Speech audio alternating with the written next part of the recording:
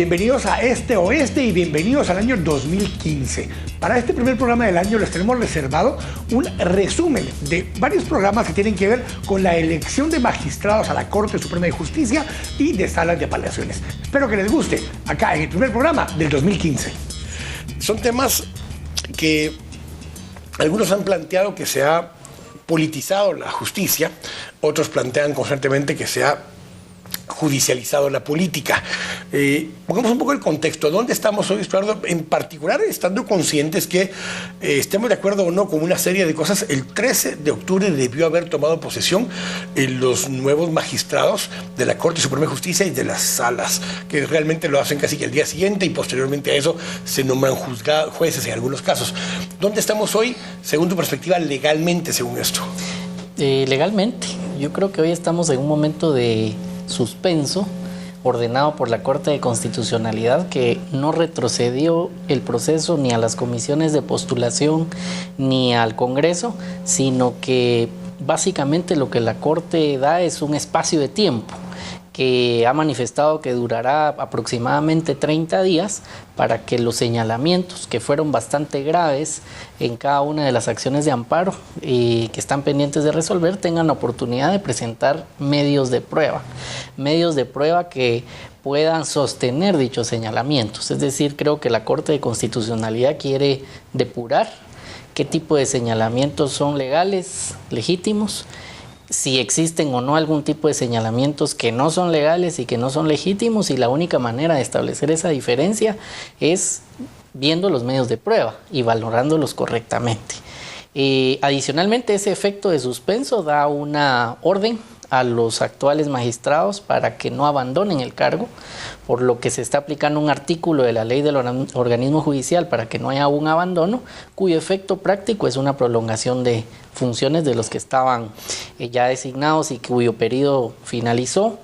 Y particularmente yo no estoy muy de acuerdo con esa resolución de la Corte. Sin embargo, debo decir que era una situación muy complicada, pues la ley del organismo judicial, el artículo 71, no ha sido impugnado de inconstitucional en ningún momento, era una normativa vigente y sobre esa base planteó su... Que no necesariamente, Estuardo, estaba basado en esto que sucedió. Estaba basado en que si puntualmente algún juez en particular, algún magistrado en particular tenía algún dilema, alguna situación que lo hacía que no pudiera seguir en el cargo, o que hubiera terminado su periodo, no podía abandonar el cargo si no hubiera alguien que lo reemplazara. No contemplaba necesariamente esto que se dio en este momento. Así es, y es ahí donde entra un poco la polémica y discusión. Yo creo que hay que decir que no fue una resolución totalmente antojadiza o arbitraria de la Corte, sino aplicó un artículo vigente.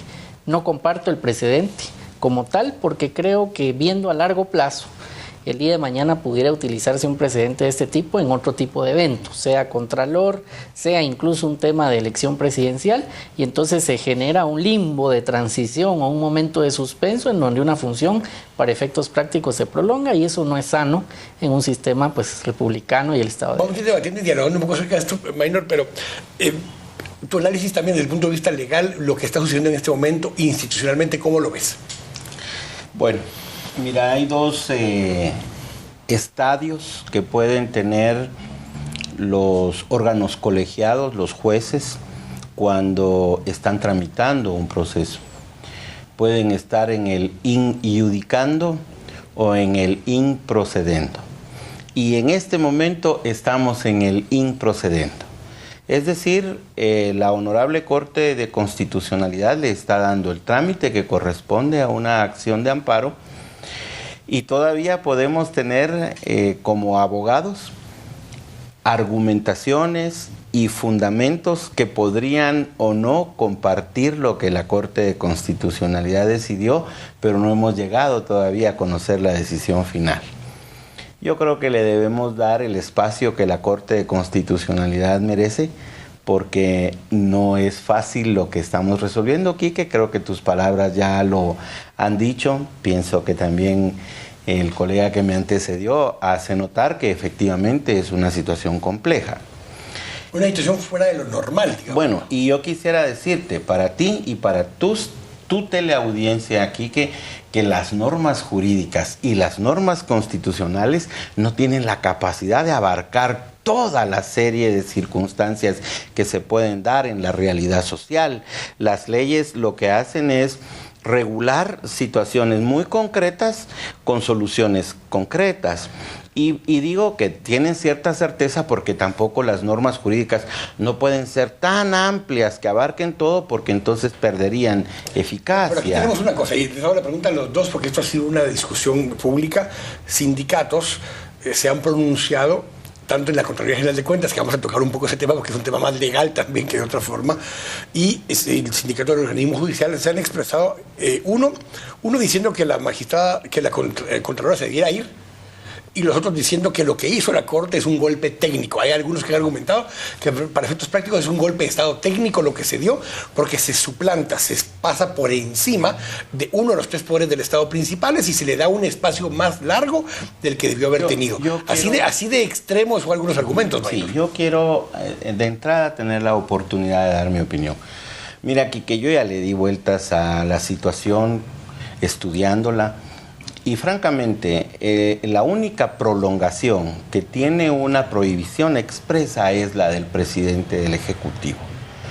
No encuentro yo la posibilidad de quienes argumentan que estamos en un golpe técnico porque se estén prolongando las funciones del presidente del organismo judicial o sus magistrados que lo acompañan, que tengamos en realidad una figura de resquebrajamiento. Yo voy a ir un poco con las palabras que dijo Estuardo, porque yo entiendo a Estuardo, si me equivoco en mi interpretación, lo corregís ahora que respondas. Dice, él sí cree que hay que se está extralimitando y que es, no sé si el término sería ilegal, pero que no era lo ideal legalmente hablando. Pero se da una coyuntura que, en el caso cuando se dio algo similar con la fiscal general, sí fue muy concreta la Corte en decir el plazo no se puede extender y hasta la fecha. Sí. Y dijo, y es un periodo establecido constitucionalmente, amén de la reforma del 94, pero dice sí hay un plazo y no se puede extender. Ya con anterioridad, Maynor, se había dado esto y lo que habían hecho era que lo había reemplazado a alguien. Doña Encarnación fue quien reemplazó en la vez anterior al fiscal de esa época, Velázquez Zárate. Así es. Entonces, sí ha habido precedentes de la Corte donde dice no se pueden extender en un plazo constitucional y hay mecanismos de cómo ir supliéndolos. Ahora, la parte práctica, que creo que es donde planteaba Estuardo. En este caso, a los magistrados de la Corte Suprema, ¿quiénes los sustituyen si en un momento dado no están los magistrados? Así es. Tal vez sí, porque por ahí me voy a la parte práctica que estabas diciendo. Así es.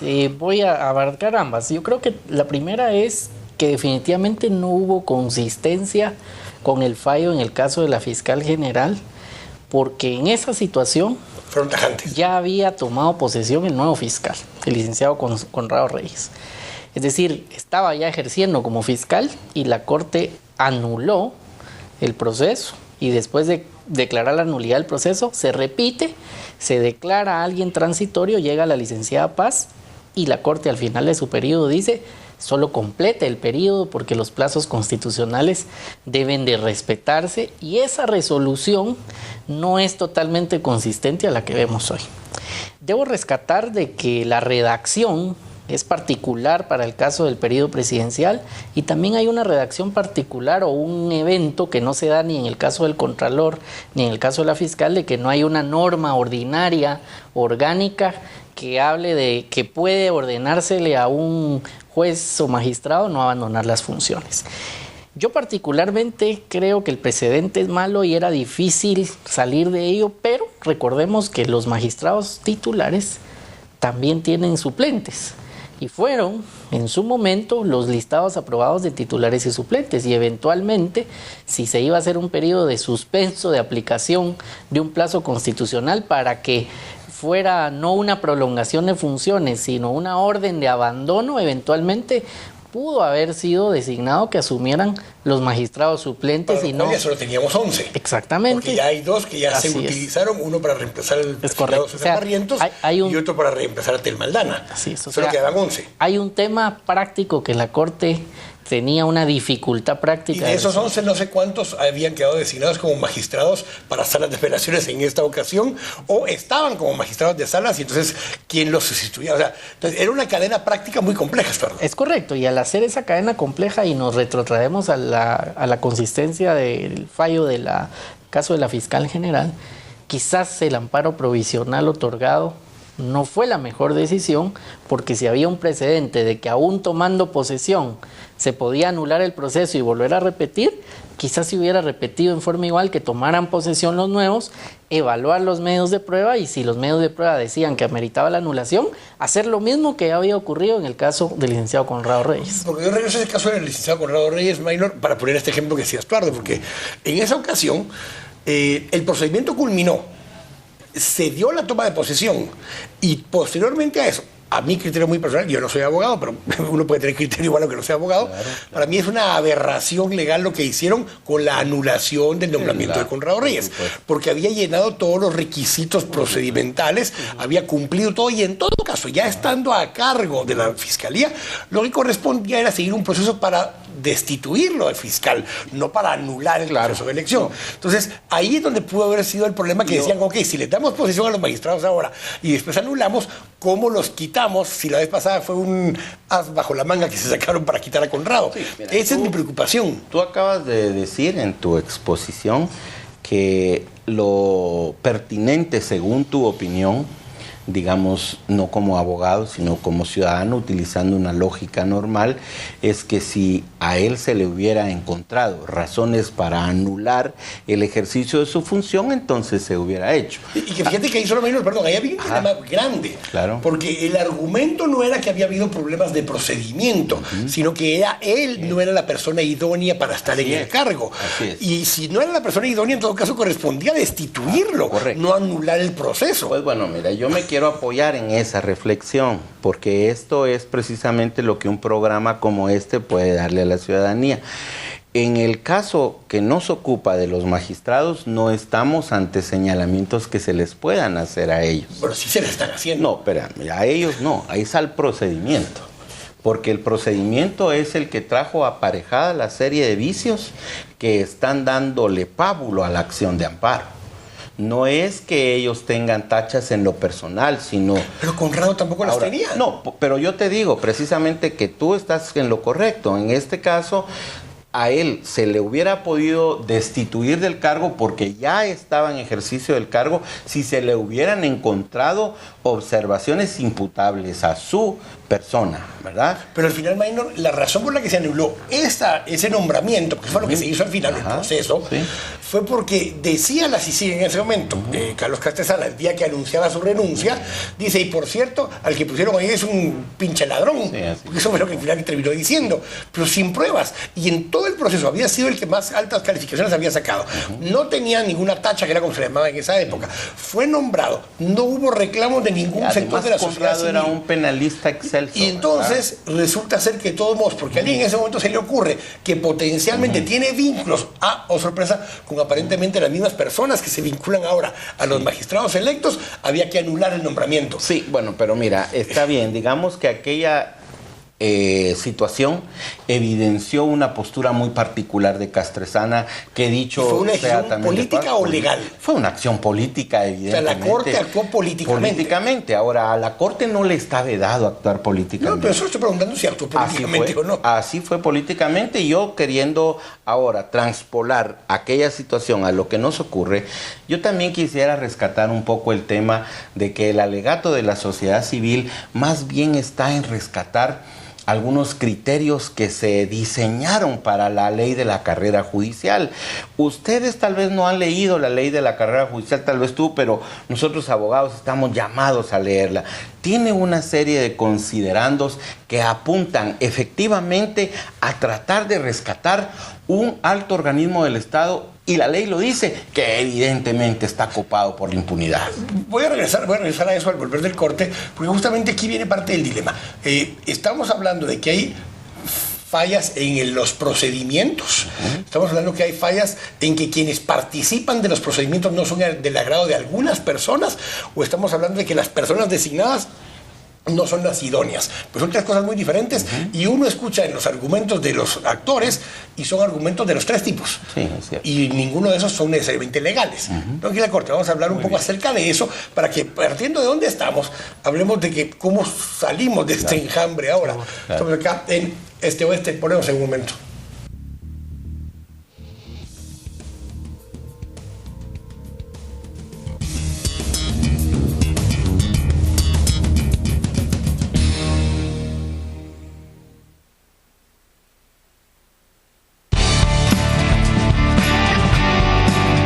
Estamos presentando Este Oeste.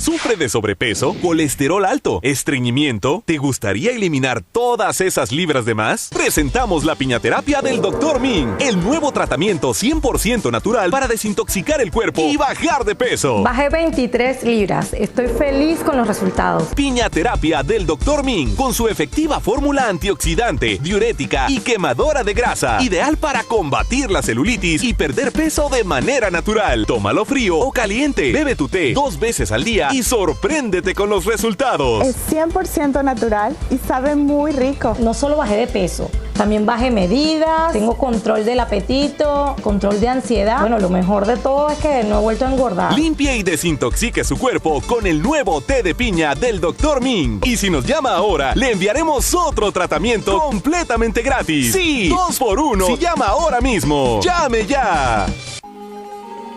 Gracias, mijo, por encender desde los Estados Unidos las luces del nacimiento.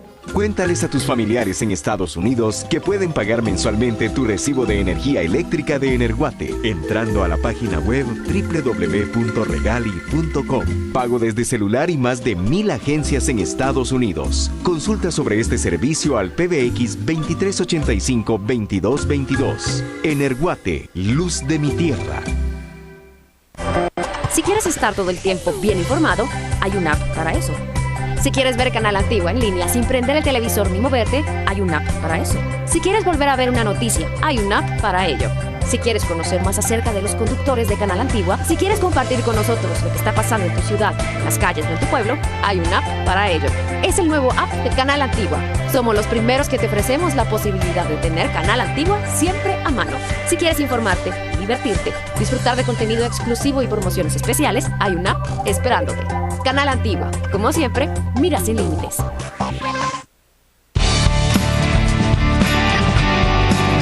Estamos presentando Este Oeste.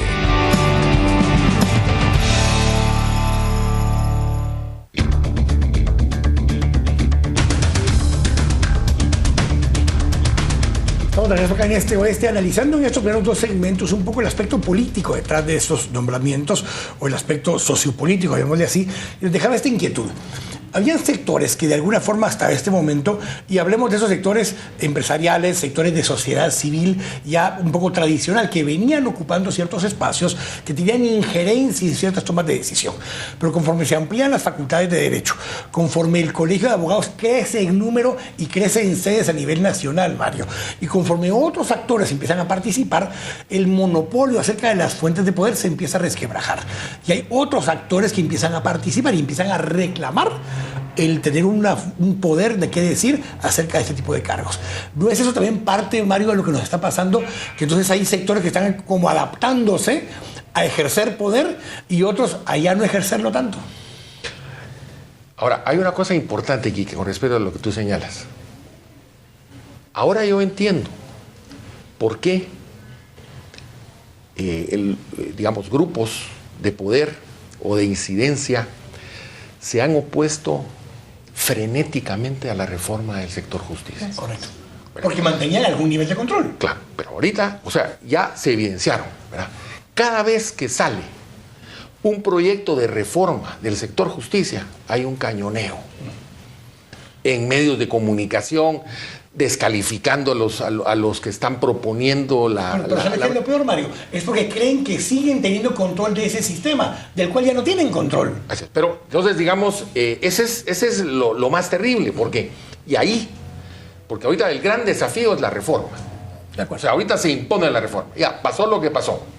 Hay que acatar lo que dice la Corte de Constitucionalidad, porque tenemos que conservar los resabios del Estado de Derecho que tenemos. ¿Verdad? Es peor no tener nada. Ahora, el desafío es la reforma. Y ahorita es donde una sociedad empoderada, ¿verdad? Después de todo lo que pasó, porque hubo una conciencia, se despertaron las conciencias en este tema de la justicia, de la importancia de la justicia. Los medios de comunicación se involucraron como nunca. La sociedad civil participó, los distintos grupos de presión. se permeó a todos los niveles. Ahorita es cuando hay que empujar el proceso de reforma. Claudia, ¿es cierto eso? ¿Está empoderada la sociedad civil? Yo tengo mis dudas, porque sí, claro que nos empoderamos. Y ha sido un proceso acumulativo para los que, como vos, tenemos años y muchas comisiones. Pero el problema es que el desengaño esta vez es muy fuerte. Y estos grupos de poder, y yo discrepo en algo, sí, efectivamente hay algunos grupos que tenían derecho de picaporte, pero también tienen el dinero para pagar que alguien más les mueva el picaporte. Estoy de acuerdo, pero hay un cambiar del sistema. Sí, pero sigue siendo basado en el tráfico de influencias. Sigue siendo basado en cómo incido o influyo. Pero, Claudia, antes no tenían competencia en esa incidencia. Okay, pero hoy la tienen. Hoy el problema es que son los mismos que están en el Congreso. Y es lo que plantea Mario. Mira, ¿cómo vamos a hacer para que esta acumulación de fuerzas que existe, que este consejo, para empezar, el CACIF entero no está en el tema de la reforma, tiene sus dudas. Claro. Y los partidos políticos, perdónenme, pero yo creo que están en otra cosa, entre la payasada en la encerrona del Palacio y el Tribunal Supremo Electoral, está claro que estos partidos está complejo. ¿Y qué es lo que pasa? Toda la reforma del sistema de justicia te pasa por el Congreso. Porque ese es un poco el punto, Mario, porque sectores económicos principalmente, pero también de sociedad civil, han tenido injerencia en cómo logran ubicar diputados, cómo logran colocar magistrados, y hoy eso se hace cada vez más difícil porque hay competencia. Y hay competencia porque hay otros grupos que tienen más recursos, y hay competencia porque hay grupos que tienen más incidencia en la sociedad en general. Y entonces le estamos pidiendo al mismo Congreso de la República que se pegue un tiro en el pie y que limite los poderes que tienen los sectores a quienes representan los diputados para limitar el poder en este tipo de actuar. Podemos confiar en que esa reforma pueda pasar como quisiéramos cuando a quienes les tenemos que pedir que lo cambien son los beneficiarios del modelo actual. Pero fíjate, Quique, que han habido crisis que han generado cambios. Por ejemplo, el 93. El golpe de Estado de Serrano provoca una reforma constitucional. Claro, es una reforma constitucional mínima, pero hay una reforma. Están la crisis, digamos, que provoca la ley de acceso a la información pública. Esa es otra crisis que se produce y que los políticos tienen que ceder ante la presión ciudadana. La ley de comisiones de postulación. Esas leyes nunca hubieran pasado si no hubiera habido una crisis. Entonces, hay presión social. Y hay presión social. Entonces, en este momento, la gente está consciente de la importancia del sector justicia, que no la había tomado. Pero no está tan más frustrada, como dice Claudia, que diga a la gran puchica. Pero la frustración, ¿sí? Estamos en televisión, ¿no? Sí, pero es que de verdad. La gente ahí dice, miramos, ya ni esto, o sea, ya ni vale la pena. Pero no hay una renuncia. Eso es lo que no hay, en lo que no hay que caer. Okay. Ahorita es el momento de retomar la reforma con toda la fuerza, con toda la energía, para adelante, porque hay una crisis. Y esta crisis tiene que desembocar en un fortalecimiento institucional del sector justicia. Iván Velázquez Gómez, como si sí, convoca a una reforma del sector justicia que ya lo han intentado en su momento la URL, así es, con la Universidad de San Carlos, otros actores han intentado proponer cosas, desde en materias de ley de amparo hasta en materias de reformas constitucionales. Tú mismo participaste en esta comisión que propuso algunas reformas. ¿Está el ambiente adecuado para que este tipo de reformas ahora sí prosperen, como dice Mario? Mira, yo creo, y es parte del planteamiento para la semana entrante, para mí el ambiente está para que aquellos que hemos trabajado por la reforma finalmente nos sentemos y dejemos de lado las preconcepciones y logremos armonizar intereses diversos, necesidades diversas, garantías diversas que tienen que conjugarse en el proceso de reforma. Eso sí creo, porque obviamente nadie en su sano juicio puede pensar que este es un momento para agudizar la crisis. Pero el problema que hay es cómo convertimos esta discusión de naturaleza técnica en algo tan participativo que permita que a nivel de todo el espacio social esto se levante y obligue a los actores del Congreso. Lo pongo en otro caso que ha sido todavía más poderoso, la ley Monsanto. En la llamada ley de obtención de vegetales, independientemente de lo que se piense, tomen en cuenta que ahí hubo una movilización desde la ciudad al campo, atravesando clases. si nosotros logramos eso, porque eso viene un año electoral, debe de ocurrir. Por eso le apuesto a este tema. O sea, yo coincido contigo, este es el momento, son las elecciones entrantes en donde debemos de tener ese referéndum, pero está como bastante complicado, porque si no asumimos este rol, yo insisto, si siguen habiendo los buenos abogados que denuncian, los jueces que denuncian, o sea, si seguimos en esta dinámica en donde no nos dejamos, vamos a acumular la fuerza necesaria. Si no, va a ser otro bonito ejercicio. Giuliani, cuando estuvo aquí para la nave, hizo un planteamiento que él lo comparó con la policía, pero te aplica para eso. Él decía, no puede haber una policía completamente corrupta si no hay en su entorno una sociedad corrupta. No puede haber un sistema de justicia corrupto si no hay una sociedad, y en este caso, una sociedad de juristas corrupta a su alrededor, Mario, porque depende de que hayan suficientes actores, y la mayoría de los actores en el sistema de justicia son abogados, si no hay suficientes actores que estén de acuerdo a operar bajo un modelo de este tipo, Mario. Todavía, la vez pasada hablábamos contigo, te sorprendía de que un magistrado podría estar recibiendo dinero por una resolución. Es mucho más común de eso. Hay tasas establecidas por una resolución en primera instancia, en segunda instancia. Hay tasas ya establecidas, cuánto le toca a los magistrados, cuánto le toca al oficial, cuánto le toca... Y es un modelo que involucra a demasiadas personas ya, Mario. Pero Quique, toda la vida lo ha habido. No, o sea, tampoco digamos... Es peor. Sí, claro. Pero eso es peor. Hay más población, hay más tribunales, o sea, hay más intereses creados, ¿verdad? El crimen organizado ha crecido enormidades, pero yo te voy a decir, la gran mayoría de abogados son gente decente. Gente que quiere un sistema de justicia. Yo también creo que la gran mayoría de policías son policías decentes. Entonces, ¿qué es lo que necesitamos? Necesitamos que el sistema castigue a quien se salga de ese sistema.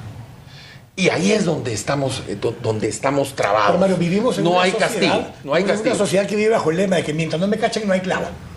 Y si te cachan, tenés cómo salir porque tenés el cuate, el conecte adecuado para salirte. Y ese es un mal ya de sociedad. Yo por eso lo planteo un poco más acá. Vivimos en una sociedad o que es partícipe de este modelo o es permisiva de este modelo, Claudia. Porque si no, no podría existir este modelo. Ya estaríamos 200.000, 300.000 personas enfrente del parque o del Congreso exigiendo esos cambios que tú dices. Y no lo ves. No ves ese tipo de convocatoria. Obviamente, porque parte del tema, y eso es lo interesante de la apertura de conciencia que ha habido, es que la mayoría de guatemaltecos están preocupados por cómo comer, cómo subirse al bus y llegar vivo a su casa o a su trabajo. O sea, el día a día es tan angustiante, más con la sequía, genera otro montón de personas que están pensando en de qué van a vivir, aunque tengan bolsas seguras. El tema es que no le podemos pedir a todos lo mismo. Sin embargo, lo que estamos viendo de reacciones en torno a lo que ocurrió es que la gente ya se está dando cuenta que esa imposibilidad de tener comida, esta situación, sí tiene que ver con el tema de jueces. No se van a movilizar así, pero sí pueden articular una respuesta. Entonces, sí, hay una sociedad permisiva, pero hay la sociedad permisiva desde el punto de vista de aquel que dice que si tengo influencias o si lo arreglo a pisto, consigo que no me cobren las manutenciones de familia, porque quiero hacer ver que esto pasa, no solamente es el rico, pero también si tú eres inocente y caes en el sistema, ya sabes que si sos pobre, no saliste. Te jodiste en palabras, como ya que me permites utilizar algunas palabras que mi abuelo diría son correctas pero inapropiadas. Ahora, el individualismo también es tremendo en nuestra sociedad. Es ahí donde viene. El individualismo genera indiferencia y genera conformismo. Y esos son males endémicos de Guatemala. Hay que luchar contra eso. Porque precisamente si uno mantiene esa posición de ande yo caliente, ríase la gente, o sea, mientras a mí no me pase, entonces aquí no está pasando nada, a todos nos está pasando. A todos estamos viviendo una situación de una descontrolada. Y si a alguien le pasa algo malo, es saber ni qué andaba metido. Así es. O sea, pero si te toca a ti yo era una persona muy bien, pero me tocó. No, pero si es alguien más, saber ni qué andaba metido. Somos cortoplacistas e individualistas. Entonces, nuestro entorno es demasiado corto. ¿Cómo logramos una transformación social? Contigo lo hemos hablado varias veces.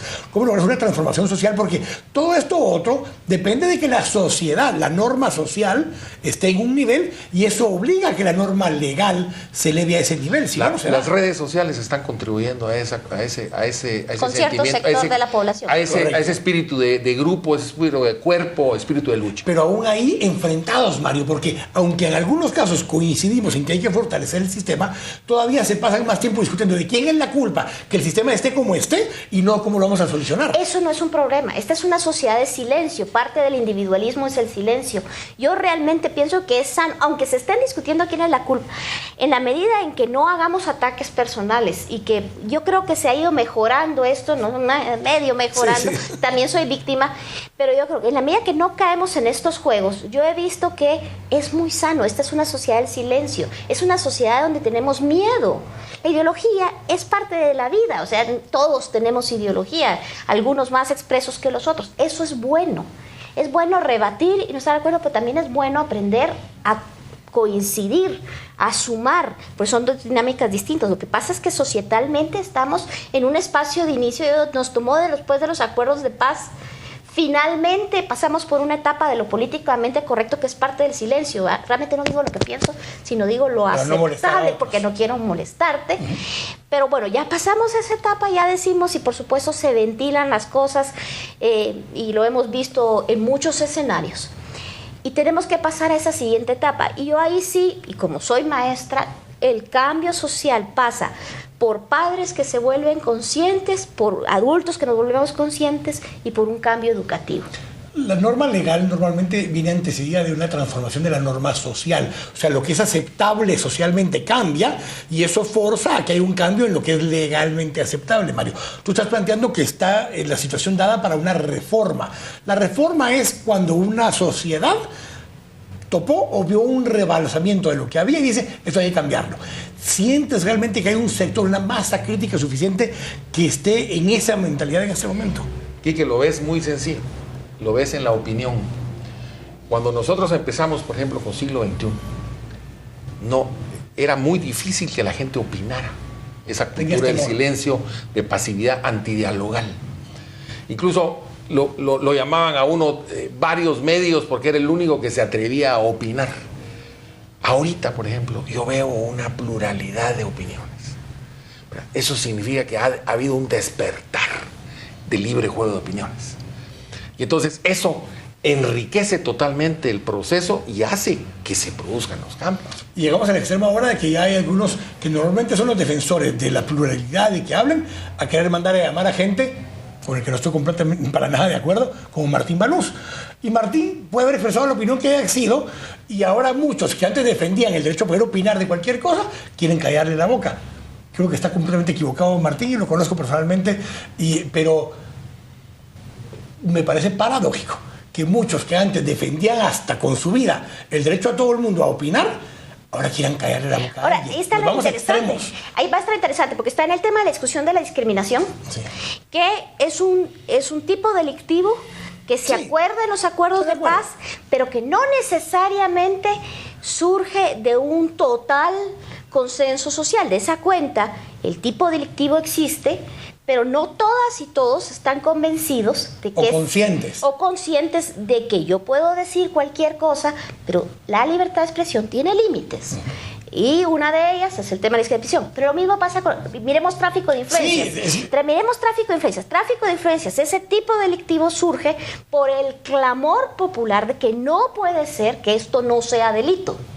Y entonces se tipifica en la reforma no sé qué de la ley, no sé cuántas que hemos trabajado en el tema de corrupción, y ahora le pasa al sistema que no haya que hacer con un caso de tráfico de influencias, que es normal también. O sea, el sistema tiene que aprender ahora que lo que es normal no puede ser normal. Y el castigo... O lo que es normal no necesariamente es aceptable. No, es que esto es ilegal. Correcto. Pero esto es ilegal, pues está bien. Entonces tenés a toda la gente planteando Woody Rivera era responsable o no. Perfecto. Entonces ahí ves y por eso es que la reforma del sistema judicial es más posible, porque es un asunto sentidas por todos y todos, y va a ser legítima si logramos entender qué es lo que todas y todas le reclaman al sistema, que no tiene el sistema. Y delitos como el de discriminación o el mismo de crimen organizado ha ido tomando muchísimo tiempo que vayamos a entender que pues sí, no puedo venir y comprar en una tienda de contrabando porque al rato también yo soy lavadora de activos. Sí. Gracias, Claudia. ¿Algo, comentario de cierre, Mario? Pues yo todo esto lo veo positivo, ha sido un buen ejercicio. Yo creo que no ha sido una cuestión negativa, sino que más bien es positivo. Estamos en la construcción de un Estado de Derecho y creo que vamos bien. Yo no soy como muchos tremendistas que dicen, no, esto ya está terminado. No, yo creo que vamos paso a paso. Yo que soy abogado, que he estado en la brega, he estado en la lucha, creo que vamos a llegar a un buen puerto finalmente. Gracias, Mario. Gracias, Claudia. Vamos a ir al corte. Regresamos con un análisis legal con Maynor Berganza y con Estuardo Ralón acerca de la resolución en sí de la Corte de Constitucionalidad. Estamos acá en Este Oeste. Volvemos en un momento.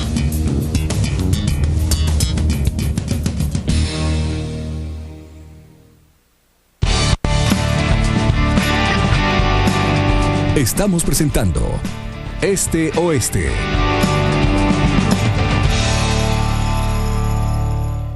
Lea esta semana en Contrapoder.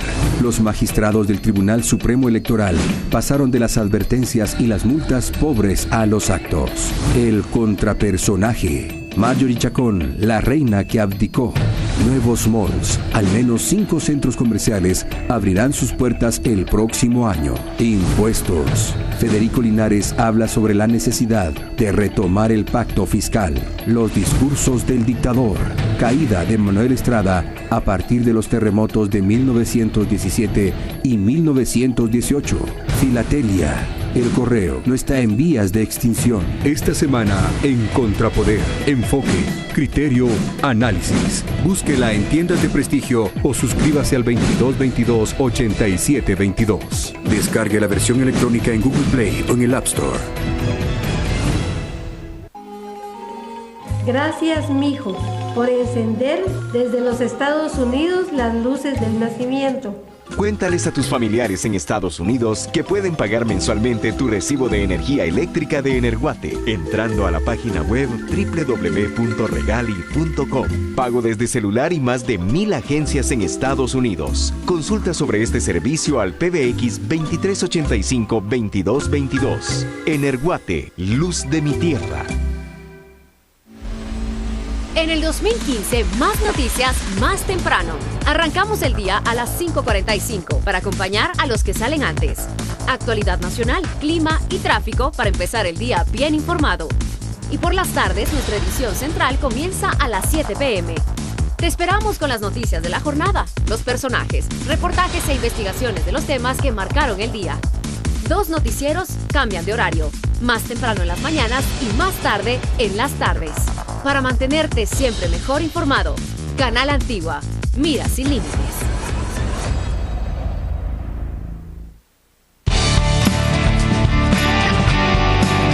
Estamos presentando Este Oeste.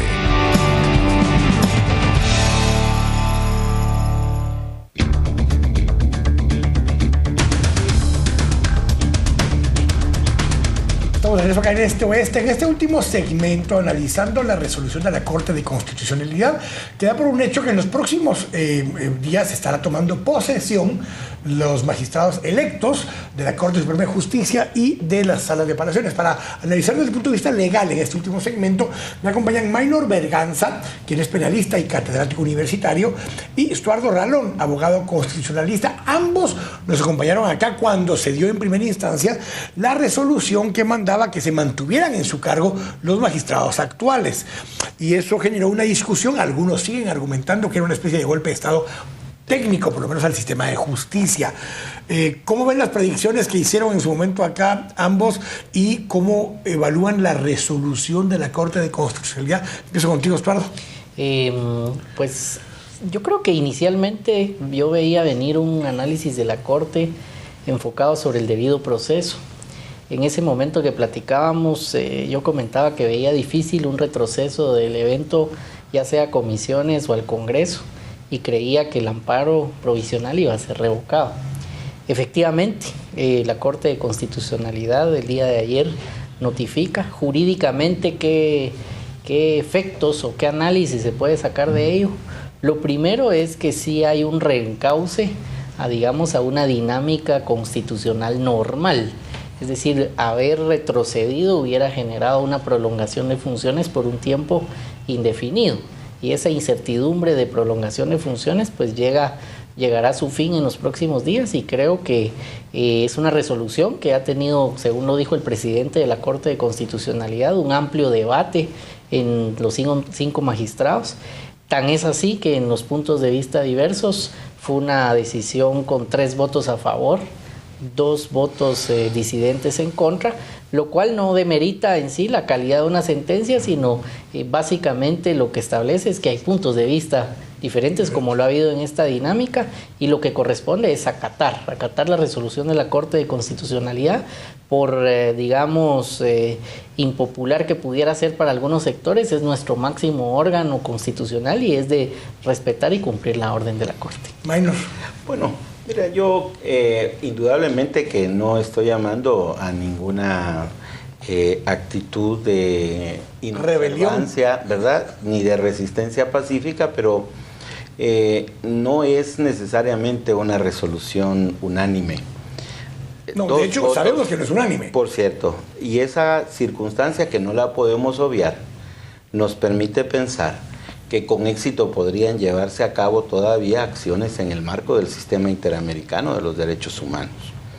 Mucha gente no se siente conforme porque la búsqueda que todos aspiramos es a que tengamos procesos nuevos que nos permitan mejorar la auditoría social y que los funcionarios se sientan comprometidos a devolver un comportamiento honesto, ecuánime, y aun cuando podría haberse prolongado por algún tiempo y digamos un tanto de inestabilidad, pero haber logrado un nuevo proceso de selección nos hubiera traído cosas buenas. Pero mucha de la discusión ha sido en esta línea. Muchos argumentan que había que discutirlo entre líneas diferentes. ¿Es legal el proceso? ¿Es legítimo el proceso? ¿Y es éticamente correcto el proceso?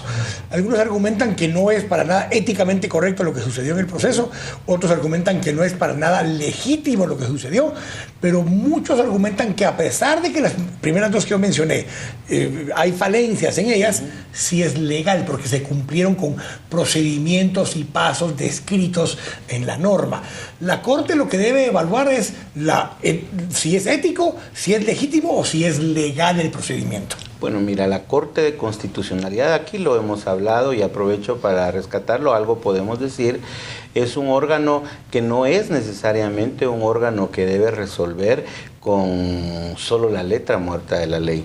Lo que sucede es que la Corte de Constitucionalidad, Quique, es un tribunal llamado a mantener el equilibrio de una sociedad, en donde inciden una serie de búsquedas, en este caso de justicia, y solo para citarte una búsqueda del propio Aristóteles, cuando estaba buscando razones de justicia, todavía encontró una más allá de la justicia, que es la equidad. Efectivamente, esta resolución puede parecer justa porque se apega a derecho, pero no es equitativa, porque la sociedad de Guatemala todavía siente que hay por ahí una cuenta pendiente. Ahora, Pardo, otra vez. Lo que le corresponde a la Corte en este caso es velar porque se cumpla con la Constitución y las leyes y los procesos ahí establecidos, o debe poder hacer más extensiva su función e incluso legislar o dictaminar en función de esa equidad. Yo interpreto que la función de la Corte es que se cumpla la Constitución y de las leyes. Y la resolución de la Corte también hay que verla en su justa dimensión. Hay que ver en su justa dimensión qué se le sometió a conocimiento a la Corte. Porque a la Corte no se le sometió a conocimiento si el sistema de justicia estaba funcionando bien o mal, si el sistema de justicia ha sido transparente en su elección en los periodos anteriores o en este periodo, si deberíamos de optar los ciudadanos a un mejor sistema. Es decir, todos estos comentarios que han acompañado este proceso que se judicializó de la elección de los propios magistrados desde las comisiones de postulación, han puesto en la opinión pública comentarios diversos, pero no todos esos comentarios han sido materia del expediente jurídico que conoció la Corte. El expediente jurídico que conoció la Corte, recordemos, no fue solo uno. Fueron docenas. En ese caso, Unicico 4. Cuatro, pero durante todo el proceso fueron docenas de amparos que fueron judicializando y fueron revisando el cumplimiento del debido proceso. Y me pareció que al final la Corte de Constitucionalidad, aunque en su momento manifesté que no compartía el precedente de haber prolongado las funciones, desde un punto de vista de prudencia, otorgó el amparo provisional para que se ventilaran los medios de prueba atinentes al expediente. Y derivado de que no encontró elementos de prueba que fueran a confirmar los graves señalamientos por los cuales emitió el amparo provisional, revocó el amparo provisional otorgado. Así que me parece que sin duda alguna queda algo adicional para todos los demás, y es hacia dónde vamos. Claro. Tenemos que hablar del tema de justicia, pero de esta resolución hay que evaluarla en su justa dimensión. Sí. Bueno, pues fíjate que ahora que estás en un bonito ensayo, porque nos vuelves a presentar con opiniones acerca del mismo tema, puedes ver cómo estamos transitando, ¿no? Antes la resolución de la Corte era un golpe técnico, tú lo dijiste hace un momento. Hoy pues ya vemos la aceptación de que fue prudente el otorgamiento de un amparo provisional para darle oportunidad. En aquella ocasión, a diferencia de muchos que argumentaban el golpe técnico, Estuardo fue prudente en esa ocasión, diciendo, aunque creo que legalmente no era lo adecuado, es prudente por lo que está sucediendo. Y digamos que yo voy a quedar hasta con él, que él ha sido coherente con su dicho, pero yo te estoy hablando de lo que en el escenario general se da.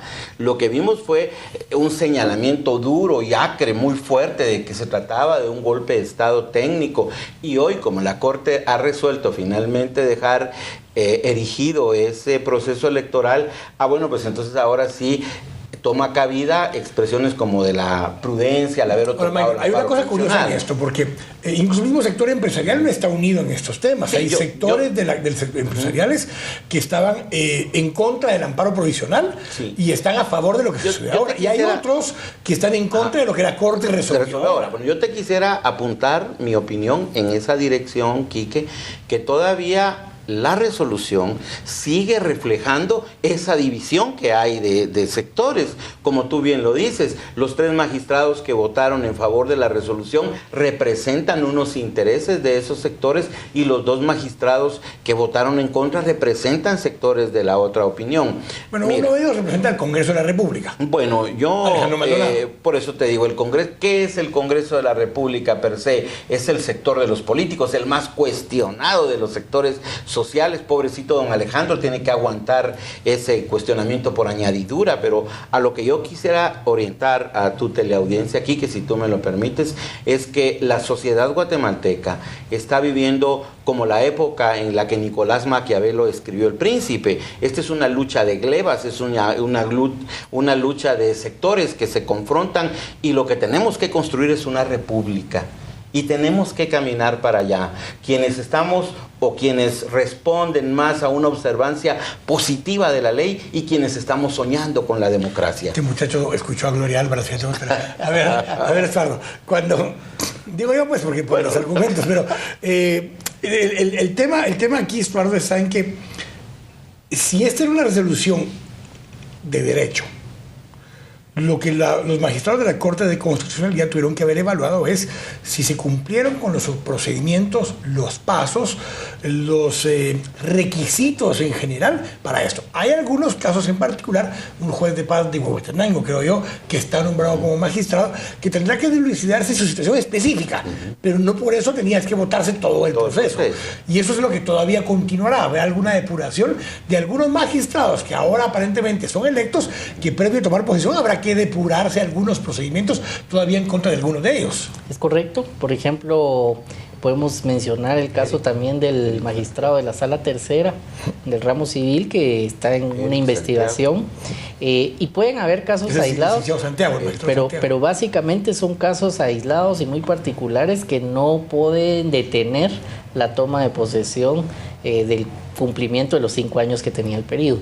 Y la Corte de Constitucionalidad también jurídicamente fue un poco más allá del debido proceso y esbozó algunos argumentos importantes en torno a la armonía o no armonía de la ley de comisiones de postulación y la ley de la carrera judicial.